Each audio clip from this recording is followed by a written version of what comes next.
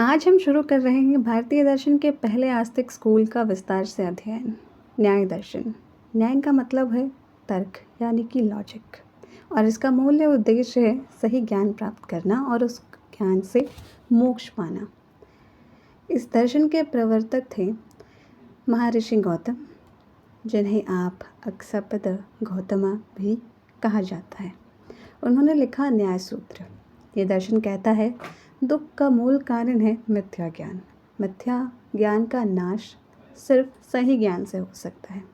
अब यहाँ पर सही ज्ञान तो हमें बिल्कुल समझ में आ गया आसानी से, लेकिन मिथ्या ज्ञान क्या होता है कि जो चीज़ एक्चुअल में सही या करेक्ट नहीं है उसको मिथ्या कहते हैं, कि ये रियलिटी में बेस्ड नहीं है।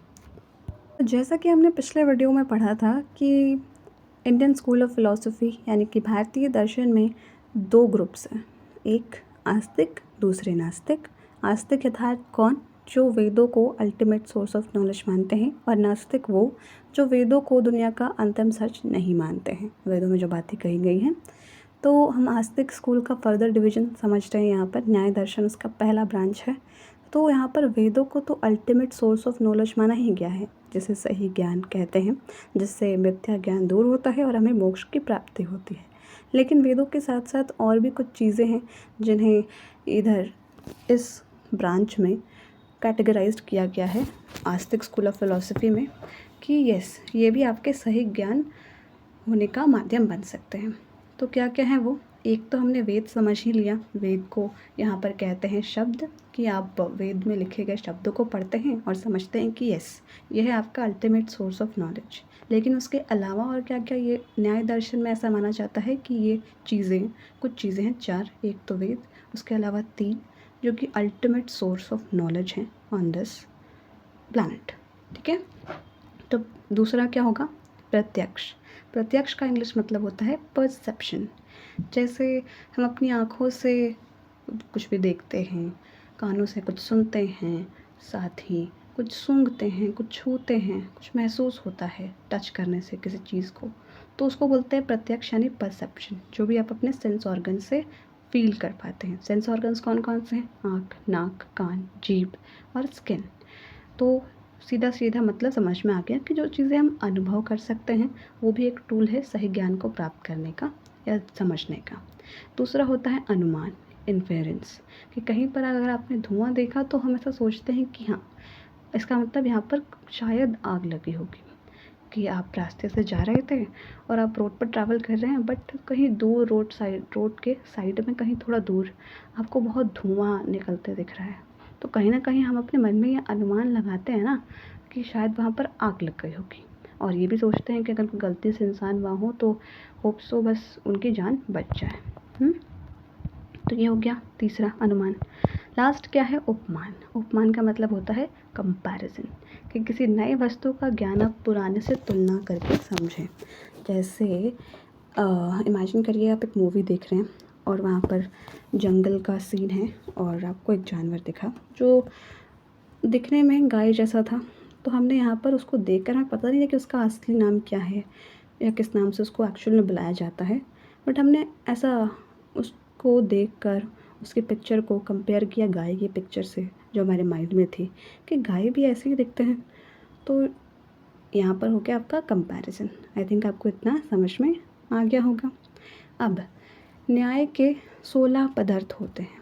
न्याय दर्शन का फ्रेमवर्क 16 विषयों पर आधारित होता है। अभी तक हमने क्या समझा? 4 अल्टीमेट सोर्स ऑफ नॉलेज। क्या क्या था आपका? प्रत्यक्ष, उपमान यानी कंपैरिजन, एंड एक अनुमान, और चौथा क्या था जो आपका मेन है? शब्द बोलते हैं उसको, लेकिन वेदों से ज्ञान। वो तो हमने अल्टीमेट सोर्स ऑफ नॉलेज देख लिया सही ज्ञान को प्राप्त करने का। अब इसके कुछ अपने फ्रेमवर्क भी हैं, पदार्थ भी हैं। जैसे 16 विषयों पर ये न्याय दर्शन आपका आधारित है कि इन विषयों को आप इस फिलॉसफी में पढ़ सकते हैं।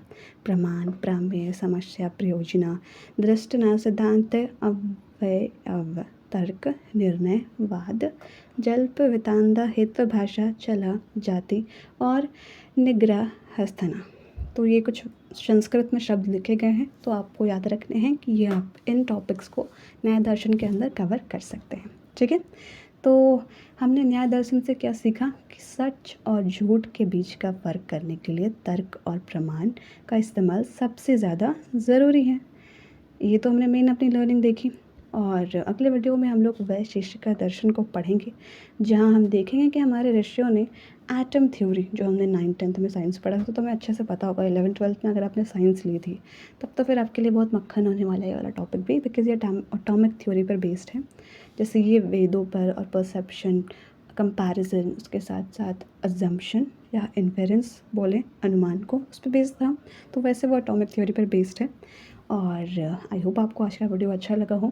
So thank you so much for listening. एक बार रिवाइज कर लेते हैं अगेन कि न्याय दर्शन क्या बोलता है कि न्याय दर्शन में हमें लॉजिक और प्रमाण दो चीज़ें समझ में आती हैं कि सच आपको अगर जानना है या सही चीज़ें समझनी है, सही ज्ञान प्राप्त करना है, तो आपको अपने आप से या अपने आसपास से मिथ्या ज्ञान को दूर करना होगा।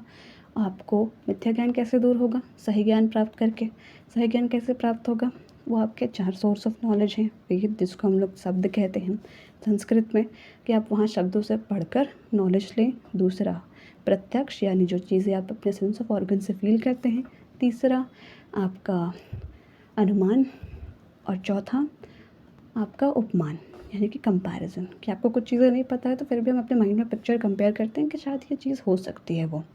तो वो हमने समझा। फिर उसके बाद 16 फ्रेमवर्क्स हैं या 16 टॉपिक्स कहें।